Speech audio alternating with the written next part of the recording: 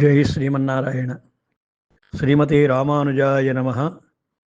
శ్రీ సుదర్శనాయ హేతిరాజాయ నమ. ప్రియ భాగవత మైత్రి సభ్యులారా, పెద్దలారా, అందరికీ దాసోహం సమర్పిస్తూ శ్రీ కూరనారాయణ జీయర్ స్వామి అనుగ్రహించిన సుదర్శన శతకం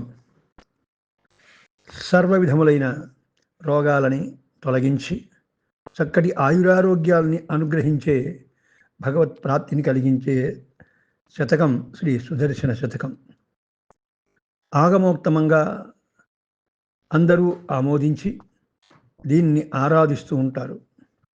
సుదర్శన ప్రభావం చాలా గొప్పదని దేవతా ఉత్సవాదుల్లో సుదర్శనుని ప్రత్యేకించి ఆరాధన చేసి చివరికి అవభృత స్థానాల్లో సుదర్శనుని చేస్తూ ఉంటారు. మనం గమనిస్తూ ఉన్నాం.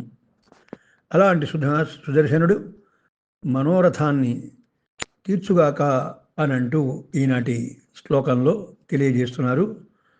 ముందు శ్లోకం ఒక్కసారి, దానికంటే ముందుగా కూరనారాయణజీ గురించి పెద్దలు చెప్పిన శ్లోకం. రంగేశ విజ్ఞప్తికరామయస్య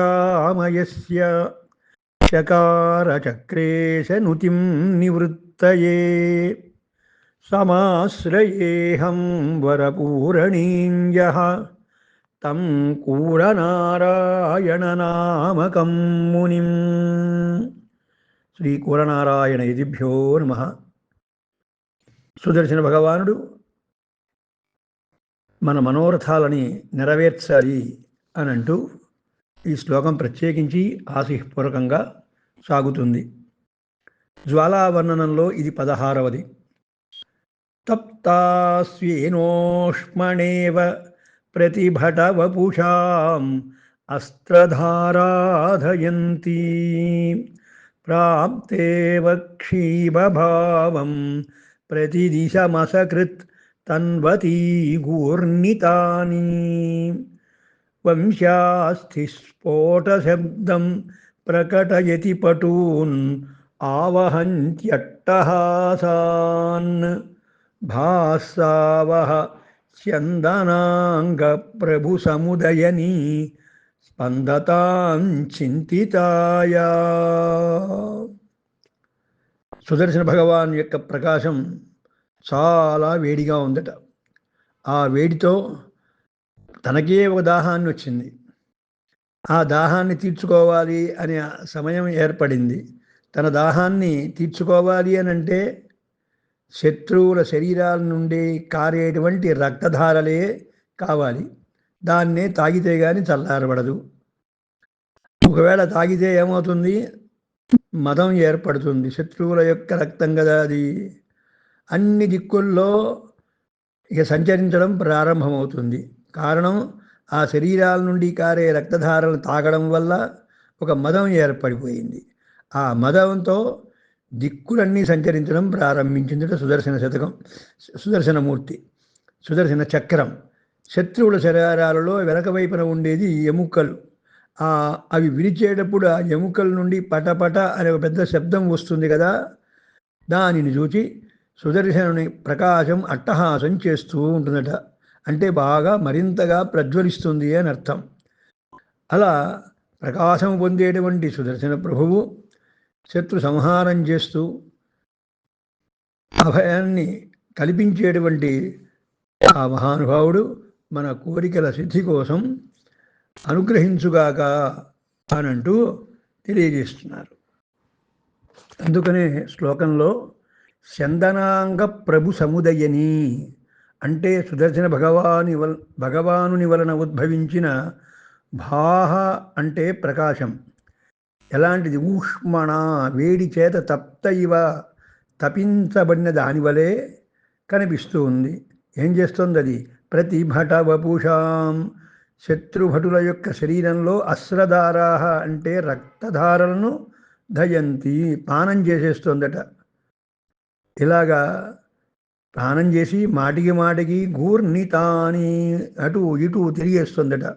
అంతేకాదు, వంశాస్థి స్ఫోట శబ్దం, వారి వెన్నుముకని విరక్కొట్టి అక్కడి నుంచి వచ్చే శబ్దానికి ఆనందపడిపోతుందట. అట్టహాసాన్, బ్రహ్మాండమైనటువంటి జ్వాలల్ని చూపించడమే అట్టహాసం. ఇలా శత్రు సంహారం చేసి ఆనందాన్ని ప్రకాశిస్తున్నట్టు, ఆనందంతో ప్రకాశిస్తున్నటువంటి ఆ సుదర్శన భగవానుడు చింతితాయ, కోరిన కోర్కెలను తీర్చుగాక, స్పందతాం, స్పందించుగాక అని అంటూ, ఒక పక్కన సుదర్శన భగవాను యొక్క ప్రకాశం ఆ రాక్షసులను ధ్వంసం చేస్తూ, దిక్కులన్నిటి యందు పెద్ద శబ్దం చేస్తూ, భ్రమిస్తూ, ఆ తిరగడంలో కూడా చమత్కారపూర్వకంగా ఇటు అటులో తిరిగేస్తుందట. అది అన్ని చోట్ల 4 దిక్కుల్లో ఎక్కడ వస్తుందో చెప్పని చక్రం అన్ని రకాలుగా మహా వేగంతోనూ మంచి జ్వాలలతోనూ ఉన్నటువంటిది అంటూ ఈ సుదర్శన భగవానుని తెలియజేస్తూ, దాని యొక్క ఔష్ణ్యం, సుదర్శన భగవాన్ యొక్క ఉష్ణోగ్రత పాపం చాలా ఎక్కువగా ఉండి, ఆయన తాపం తీర్చుకోవడం కోసం రక్తాన్ని మళ్ళీ